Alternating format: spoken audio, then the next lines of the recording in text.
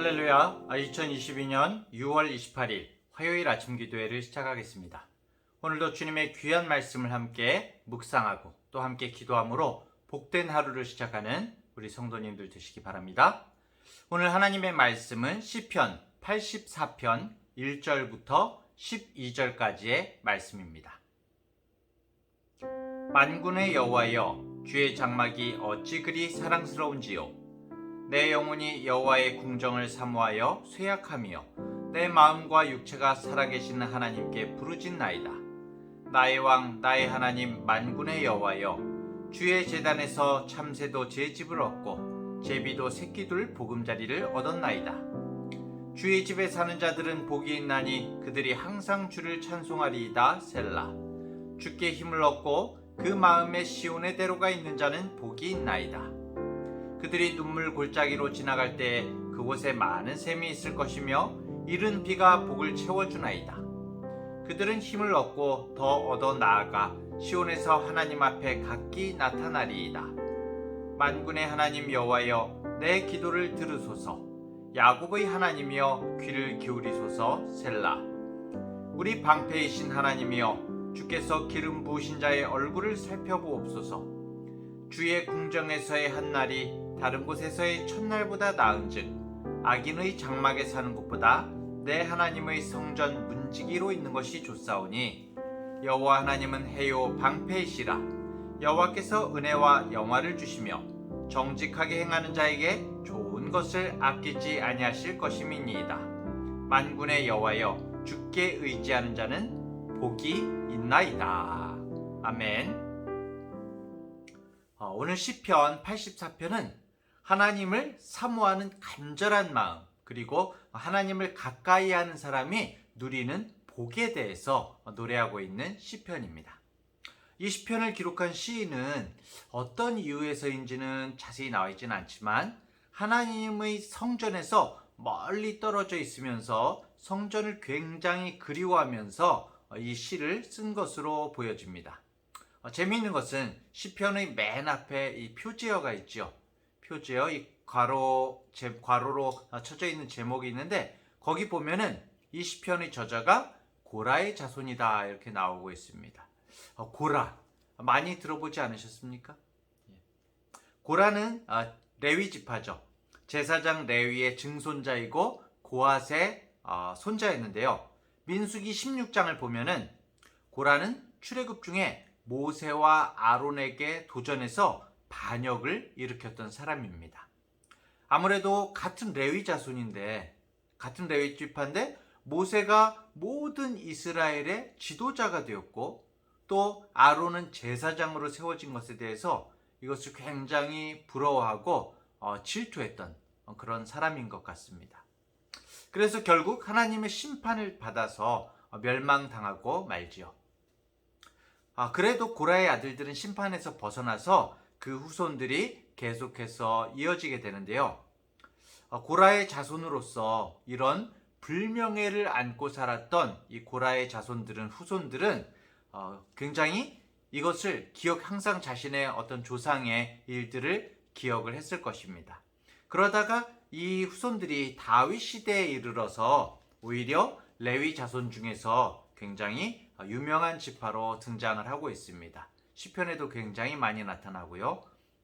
하나님을 찬양하는 그런 모습의 지파로서 나타나고 있습니다.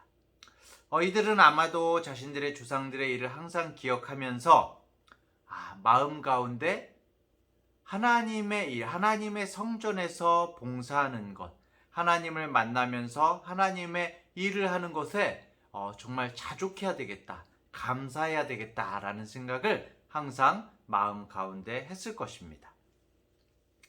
그렇기 때문에 이들은 하나님의 성소에 들어가서 하나님을 섬기고 하나님의 은혜를 누리기를 너무나 간절히 바랐던 그런 사람들이었던 것 같고, 그것이 얼마나 귀한 일인지를 항상 떠올렸을 것입니다. 그래서 10절에 보면 이렇게 나오죠. 악인의 집에서 첫날을 지내는 것보다 성전에서의 한 날을 있는 것이 더 낫다, 이렇게 고백을 하고 있는 것이죠. 성도 여러분, 하나님을 사랑하십니까? 시편의 시인은 이 시인은 하나님의 성전에서 예배하는 것을 너무나 그리워하고 있습니다. 하나님을 만나는 것을 그리워하고 있습니다. 지금의 우리는 어떻습니까? 우리는 사실 성전까지 찾아갈 필요가 없죠. 언제 어디서나 우리는 하나님을 만날 수가 있고 하나님 앞에 나아갈 수가 있습니다. 어떻게 그럴 수가 있습니까? 왜 그렇습니까? 하나님께서 우리를 주님의 성전 삼아 주셨기 때문이죠. 우리는 어디에서나 하나님을 찬양하고 하나님께 기도하고 예배할 수가 있습니다. 예수 그리스도의 십자가의 보혈의 능력으로 그 은혜로 가능하게 된 것이죠. 주님께서 부활하심으로 성령께서 오셨기 때문에 가능하게 된 일입니다. 성도 여러분, 우리가 하나님을 만날 수 있는 것, 하나님께 나아갈 수 있음을 항상 감사하며 정말 소중히 여기는 우리 성도님들 되시기를 간절히 축원합니다. 자, 이 시인이 얼마나 하나님을 만나기를 사모했는지 2절에 표현이 되고 있는데요. 시인은 마음과 영혼으로 시온에 있는 예루살렘에 있는 주의 장막을 깊이 사모하고 성전을 그리워하다가 어느 정도가 됐냐면 얼굴이 창백해지고 몸이 쇠약해졌다, 이렇게 말을 하고 있습니다. 마치 어떻습니까? 상사병이 걸린 거죠. 사랑하는 사람을 그리워하다가 상사병이 걸린 사람처럼 입맛도 없고 얼굴빛도 변하고 멀리서 주의 장막을 사모하면서 갈망하다가 몸이 병에 걸릴 정도가 되고 말았다라고 그렇게 고백하고 있는 것이죠. 사랑하는 성도 여러분, 여러분들은 하나님 만나기를 얼마나 사모하십니까? 이렇게 얼굴빛이 변하고 쇠약해질 정도로 정말 예배하고 싶다, 정말 말씀 보고 싶다, 말씀 듣고 싶다, 이렇게 쇠약해질 정도로 하나님을 그리워하십니까? 사모하십니까? 간절히 원하기는 모두 얼굴빛이 쇠약해질 정도로 주님을 사모하는 성도님들 되시기를 축복합니다. 자, 그렇다면은 어떤 사람이 하나님의 성전에 나아가서 하나님께 예배하고 하나님을 만날 수가 있습니까? 우리가 우리의 능력과 우리의 힘으로 만날 수가 있나요? 여기에 보면 참새와 제비와 같이 참새와 제비가 나오는데요.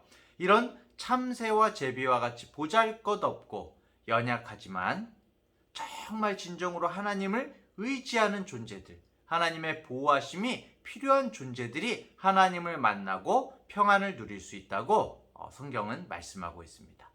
시인은 계속해서 진실로 주님의 집에 사는 사람들이 복이 있다, 그렇게 말하고 있는데요. 주님의 집에 사는 자들, 주님의 집에 사는 자들이란 것은 성소에 들어가서 하나님을 섬기고 하나님과 더불어서 교제할 수 있는 사람들을 말하고 있습니다. 아마도 성전에서 성소의 일을 할 때에는, 이 시인이 성소의 일을 할 때에는 그 사실을 뼈저리게 느끼지 못했을 수도 있죠. 하지만 지금 정확하게 나와 있지는 않지만 성소에 들어갈 수 없는 이 상황 속에서 그것이 얼마나, 성소에 있었던 것이 얼마나 큰 은혜요 기쁨이었는지 그것을 새삼 깨닫고 있는 것입니다. 우리도 하나님을 만나는 기쁨이 얼마나 큰지, 그것이 얼마나 소중한지를 깨닫게 하시기 위해서 5절을 보면 이런 말씀이 있습니다. 주께 힘을 얻고 그 마음에 시온의 대로가 있는 사람은 복이 있다, 이렇게 고백을 하고 있는데요. 이스라엘의 모든 성인 남자들은 1년에 3번 무교절, 칠칠절, 그리고 장막절에 예루살렘으로 올라가서 제사를 드리고 하나님께 자신을 보여야 했습니다. 근데 우리가 단순하게 생각할지라도, 얼핏 생각할지라도 이렇게 1년에 3차례나 자신의 모든 생업을 중단하고 일을 내려놓고 하나님의 성소가 있는 예루살렘으로 간다는 것은 정말 쉽지 않은 일이었습니다. 마음속에 정말 하나님을 향한 열망이 있어야만 가능한 일이죠. 게다가 시온을 향해 가는 길은 결코 순탄한 길이 아니었습니다. 여기 보면, 성경에 보면 항상 눈물 골짜기를 지나가야 했다. 그렇게 말씀을 하고 있습니다. 그렇기 때문에 여러분, 하나님의 성소에 이르는 길은 정말 하나님의 도우시는 은혜가 아니면 불가능한 길이었던 것이죠. 성도 여러분, 여러분은 하나님을 얼마나 자신의 삶의 중심으로 생각하십니까? 얼마나 나 자신의 시간을 하나님께 올려드리고 계십니까? 하나님께 시간의 우선순위, 마음의 우선순위를 온전히 드리고 있는지 마음 깊이 생각해보는 우리 성도님들 되시기를 바랍니다. 사랑하는 대학교의 성도 여러분, 하나님 앞에, 십자가 앞에 나아가는 길, 진리의 길, 말씀의 길을 걷는 것은 쉬운 일이 아닙니다. 그 모든 것은 하나님의 은혜와 힘주심으로만 가능함을 우리는 고백해야 할 것입니다. 우리가 믿음의 여정을 시작하게 된 것도, 그 길을 오늘도 걷는 것도 다 하나님의 도우시는 은혜로 가능한 것입니다. 그런데 기억해야 할 것은 뭐가 있었습니까? 그 길에는 눈물 골짜기가 있다는 것이죠. 눈물 골짜기를 통과하지 않는 믿음의 순례의 여정은 없습니다. 우리에게도 때때로 정말 이 눈물의 골짜기가 찾아오죠. 하지만 주님의 도우심이 있기에, 은혜가 있기에 그 길을 찬송하며 이겨내며 감사하며 나아갈 수 있는 것입니다. 오늘 우리의 마음에는 무엇을 향한 열망이 가득한지 생각해 봐야 할 것입니다. 하나님의 은혜와 말씀 앞에 우리 자신을 세워서 마음속에 수많은 우리 마음속에 막 갈래갈래의 길들이 있지 않습니까? 이 길들이 정말 시온을 향하고 있는지, 하나님을 나의 주된 목적, 나의 삶의 목적으로 삼고 나는 살아가고 있는지를 마음 깊이 생각하며 또 그렇게 되기를 주님 앞에 기도하며 오늘 하루를 살아가는 우리 성도님들 되시기를 간절히 축원합니다. 기도하겠습니다.